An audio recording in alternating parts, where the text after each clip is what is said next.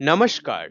Welcome to RIG History Extended, a channel where we study history and geopolitics with facts, data, and context. You may have heard a shocking claim that the president of Venezuela was captured by the United States. Whether this claim is true or exaggerated, it immediately raises serious questions about power, sovereignty, and global politics. Venezuela is not an ordinary country. It holds the world's largest proven oil reserves and has remained in direct confrontation with the United States for decades. In this video, I will dive deep into the historical background, oil politics, sanctions, and intervention patterns behind this claim. This discussion is especially important for UPSC aspirants and serious geopolitics learners. Introduction, Scope and Structure of this presentation. This presentation begins with the claim about the capture of Venezuela's president and uses it as an entry point to examine deeper geopolitical realities rather than sensational headlines alone. Venezuela's importance comes from its oil wealth because countries with major energy resources often attract foreign pressure, intervention, and strategic competition beyond their borders. The discussion traces relations from pre 1990s inequality and the 1989 Caracazo through Hugo Chavez's rise, the 2002 coup attempt, and later Maduro period. The presentation explains how conflict moved from diplomacy to sanctions, financial restrictions, oil measures, asset freezes, legal indictments, and recognition of alternative leadership. Finally, Venezuela is compared with Iran in 1953, Iraq in 2003, Libya in 2011, and Panama in 1989 to identify recurring patterns useful for UPSC analysis. This helps students understand sovereignty, intervention, energy security, and international law in a structured historical framework. Capture of President Maduro. On January 3, 2026, the United States launched a military operation involving strikes on Caracas, leading to the reported capture of Venezuelan President Nicolas Maduro and his wife Celia Flores by US forces. President Donald Trump publicly declared that Maduro and Flores were taken into custody and transported out of Venezuela following the operation, telling reporters the US would oversee the country temporarily until a safe and judicious transition could be arranged. Trump posted a controversial image on his social media platform Truth Social, allegedly showing Maduro blindfolded, handcuffed, and aboard the US Navy ship USS Iwo Jima after his capture. News outlets reported that Maduro arrived in New York, where he is expected to appear in federal court on criminal charges, marking a rare direct extraterritorial legal action by the US against a foreign head of state. Government statements and media images sparked international responses, intense debate about sovereignty and legality, and accusations from Caracas that the move was a violation of international norms. Venezuela in world geopolitics, location and strategic importance. Venezuela occupies northern South America along the Caribbean Sea, placing it close to major maritime routes, United States naval reach, and vital energy shipping corridors linking the Atlantic basin. Political and economic instability inside Venezuela directly affects Colombia, Brazil, and Caribbean states through migration flows, border tensions, crime spillovers, and pressure on regional institutions. Oil exports depend on ports, tankers, insurance, and access to sea lanes, meaning maritime power and sanctions enforcements can strongly shape who Venezuela can sell energy to. For over a century, the United States has treated Latin America as a strategic sphere of influence. So defined governments in this region receive sharper responses than similar cases elsewhere. Any direct United States actions in Venezuela sends a message to rivals and allies alike about sovereignty limits, intervention thresholds, and how resource rich states are handled in power politics. Venezuela's oil wealth, largest proven reserves on earth. Venezuela holds the largest proven oil reserves in the planet, officially estimated at over 300 billion barrels, surpassing Saudi Arabia and accounting for nearly one fifth of global known reserves. Most of this oil lies in the Orinoco Belt as heavy crude, which requires advanced refining technology, large capital investment, and stable infrastructure to extract and process efficiently. Historically, oil generated around 90 to 95% of export earnings and funded state budgets, making the economy extremely vulnerable to price shocks and external pressure. Production collapsed from roughly 3.5 million barrels per day in the late 1990s to below 1 million barrels per day by the early 2020s due to mismanagement, underinvestment, and sanctions. Such massive reserves ensure Venezuela's domestic politics become international concerns because control over oil influences energy security, pricing power, and geopolitical leverage for major powers across global markets and strategic alliances worldwide. Early US Venezuela relations, oil influence, and dependency. During most of the 20th century, Venezuela functioned as a stable oil supplier integrated into an energy system dominated by the United States companies and financial institutions. This position gave the United States reliable supply and influence over pricing and shipping routes. American and European oil firms controlled extraction, refining, and exports, while Venezuela depended on foreign capital, technology, and access to global markets. Domestic policy space remained limited under this structure. This arrangement created a mutual dependence, but political alignment was essential because market friendly policies ensured uninterrupted oil flows and diplomatic support. Stability depended on cooperation with Western economic institutions.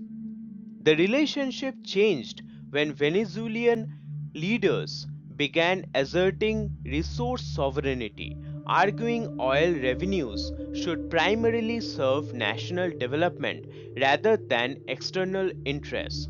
Foreign companies viewed this as a threat to contracts and profits. This shift transformed Venezuela from a cooperative energy partner into a strategic concern for Washington. Energy policy became inseparable from broader geopolitical rivalry. The Caracazo 1989 Social explosion before Chavez. In February 1989, Venezuela witnessed massive urban unrest known as the Caracazo after sharp increases in fuel prices and transport fares linked to IMF backed economic reforms. The sudden shock exposed deep social fragility beneath apparent oil wealth.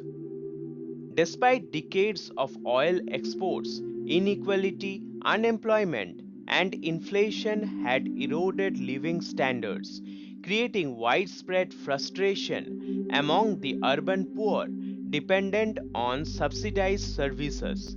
Expectations of state protection clashed with austerity measures. Protests escalated into riots and looting across Caracas and other cities, overwhelming police forces and paralyzing transport, commerce, and daily administration. The scale revealed collapse of political legitimacy. The government deployed the army to restore order, resulting in hundreds of deaths, with some estimates running much higher, leaving lasting trauma in Venezuelan society. State violence permanently damaged trust in institutions. The Caracazo destroyed confidence in traditional parties and economic models, creating fertile ground for anti establishment leaders, promising dignity, redistribution, and sovereignty. It directly shaped Hugo Chavez's later appeal. Hugo Chavez, Rise of the Bolivarian Revolution. Hugo Chavez gained national attention after leading a failed military coup in 1992, presenting himself as a challenger to elite rule and the economic order exposed by Caracazo. In 1998, he won the presidency through elections, drawing support from voters frustrated with inequality, party corruption, and repeated austerity shocks in an oil dependent economy. After taking office in 1999, he launched the Bolivarian Revolution, mixing socialism, nationalism, and anti US messaging and reframing politics around sovereignty, redistribution, and popular participation.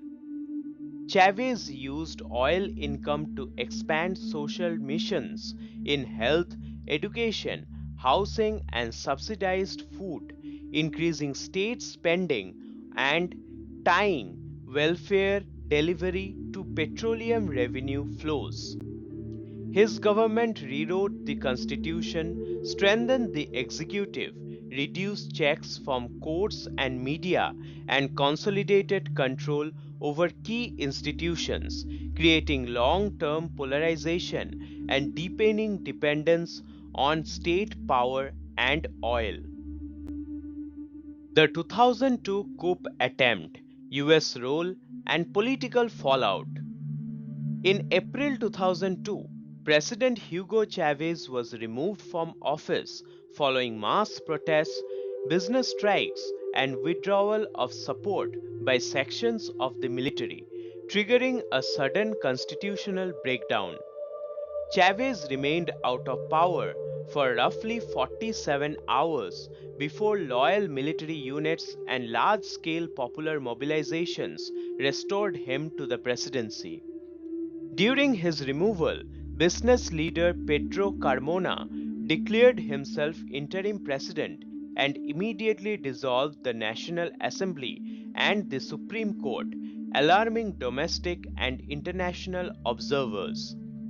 The United States did not initially condemn the coup and instead blamed Chavez for provoking unrest, a stance Caracas interpreted as tacit political approval of takeover. Later declassified documents indicated US officials had prior awareness of coup planning, after which Chavez tightened control over the military, PDVSA, and state institutions, permanently damaging US Venezuela relations.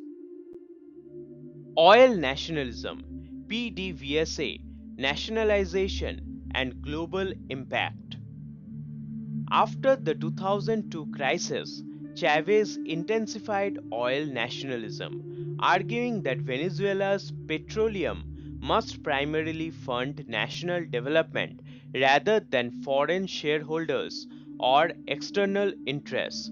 This shift marked a decisive break with earlier market oriented energy policy. The control of PDVSA was central. Following the 2002 to 2003 strike, roughly 18,000 employees were dismissed, placing the company firmly under political direction. Oil revenue was redirected toward social missions and state programs, while reinvestment lagged, leaving aging fields, refineries, and pipelines increasingly vulnerable. Foreign oil companies were compelled into joint ventures with state majority control, reducing operational autonomy and increasing perceptions of contract risk. Production consequences followed. Output declined from about 3.5 million barrels per day in the late 1990s to below 1 million by the early 2020s, reshaping Venezuela's global energy position. These changes discouraged investment, reduced technical capacity, and tied oil performance directly to political stability and sanctions. Nicolas Maduro's Venezuela. Nicolas Maduro became the president in 2013 after Hugo Chavez's death, inheriting an economy heavily dependent on oil revenue, large welfare obligations, weak institutions, and deep political polarization across Venezuelan society. After 2014, falling global oil prices sharply reduced foreign earnings, exposed long standing structural weaknesses, and triggered prolonged GDP contraction, currency collapse, and mounting fiscal stress for the state, worsening public service delivery nationwide. By 2018, inflation exceeded 1 million%, destroying savings, eroding wages, disrupting markets, undermining pensions, and forcing households to depend on informal exchange systems for daily survival. Maduro consolidated authority by controlling courts, electoral bodies, security forces, and media, while opposition leaders were jailed, disqualified from elections, or forced into exile, further weakening democratic checks. Shortages of food, medicines, electricity, and water became routine, sharply lowering living standards and accelerating mass emigration throughout Latin America, the Caribbean, and other regions, reshaping demographics and regional migration politics. US sanctions on Venezuela, phases, policies, and objectives. The US sanctions began in 2015 with targeted actions against Venezuelan officers accused of corruption and human rights abuses, marking a shift from diplomatic engagement to coercive pressure. In 2017, the United States restricted Venezuela's access to international credit and refinancing, limiting debt restructuring and worsening liquidity for imports and public services. In January 2019, sanctions directly targeted PDVSA, cutting off key export channels and sharply reducing hard currency earnings that funded the state. Later in 2019, wider measures froze state assets under US jurisdiction and constrained transactions, deepening isolation across trade, shipping, and insurance. Washington said sanctions sought democratic transition and elite pressure, while oversight and UN assessments noted oil sanctions likely accelerated GDP collapse and aggravated humanitarian conditions. They also complicated humanitarian imports despite exemptions and shifted regional migration pressures. The timing aligned with recognition of alternative leadership and asset transfers abroad. Humanitarian consequences, poverty, migration, and daily life. By the late 2010s, Venezuela experienced a dramatic rise in poverty, with independent surveys estimating that more than 90% of households lived below the poverty line despite vast oil wealth. Economic collapse and shortages triggered mass migration, and by the early 2020s, over 7.7 million Venezuelans had left the country, creating the largest displacement crisis in modern Latin American history. Inside Venezuela, daily life became defined by shortages of food, medicines, electricity, and cooking gas, and also clean water, while salaries lost value rapidly rose due to hyperinflation and currency collapse. Public hospitals reported lack of basic supplies, childhood malnutrition increased, and preventable diseases re-emerged as healthcare systems weakened under economic breakdown and prolonged institutional stress. United Nations assessments noted that although mismanagement was central, international sanctions significantly worsened humanitarian conditions by reducing state capacity to import essentials and maintain public services nationwide. Criminalization of leadership, US indictment, and bounty on Maduro.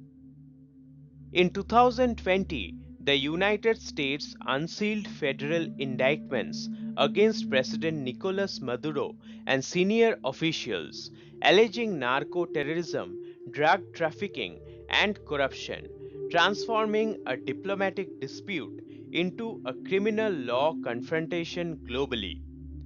US authorities announced rewards totaling up to $15 million for information leading to the arrest or conviction, a rare step applied to a sitting foreign head of the state under US domestic statutes. Washington framed the case as law enforcement, arguing that alleged crimes negate immunity, while critics argued international law protects heads of state from unilateral persecution across borders without multilateral approval.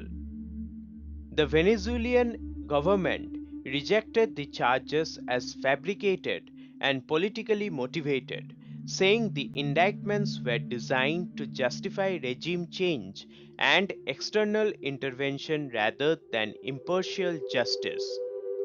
This approach echoed earlier precedents, especially Panama in 1989, when US indictments preceded the capture of Manuel Noriega, reinforcing fears that criminalization enables force against leaders in weaker states.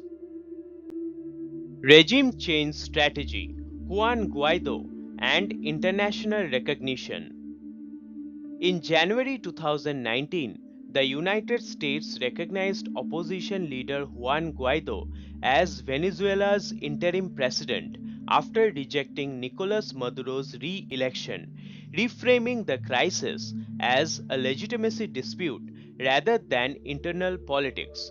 The move relied on constitutional interpretation disputed within Venezuela's and internationally.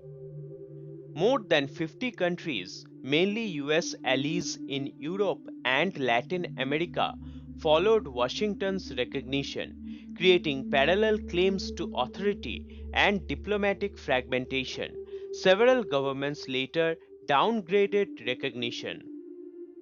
Foreign held Venezuelan state assets, including oil revenues and accounts abroad, were placed under opposition aligned management, weakening Maduro's government's access to foreign currency. This redirection was challenged legally in multiple jurisdictions and complicated humanitarian financing. Despite recognition, sanctions, and diplomatic pressure, Guaido failed to remove Maduro, who retained control over the military bureaucracy and security apparatus inside Venezuela. Domestic protests failed to translate into decisive elite or military defections. The episode demonstrated limits of external regime change strategies when domestic power structures remain loyal, highlighting the gap between international recognition and actual state control. Venezuela's global alliances, Russia, China, and Iran.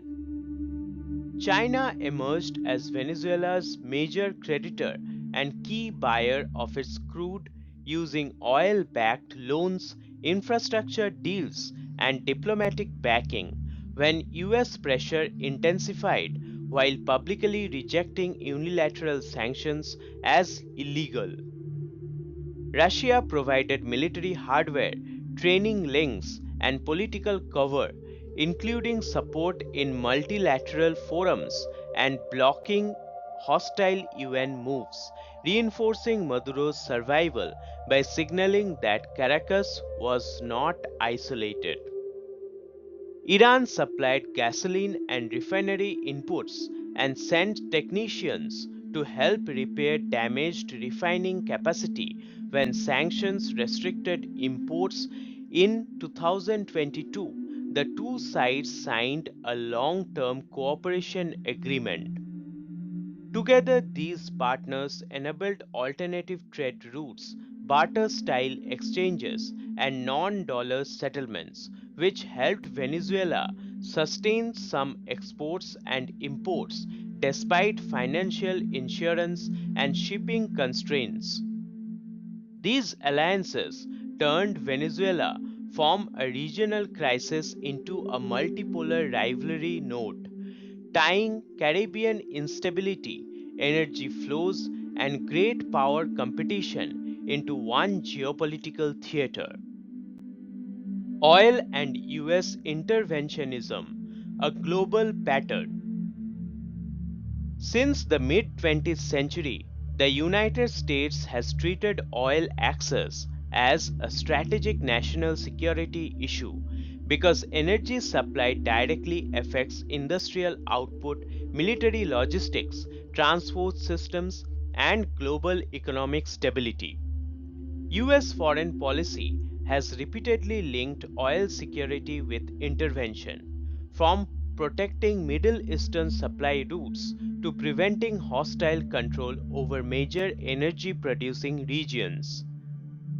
In Iran, in 1953, a government that nationalized oil was overthrown.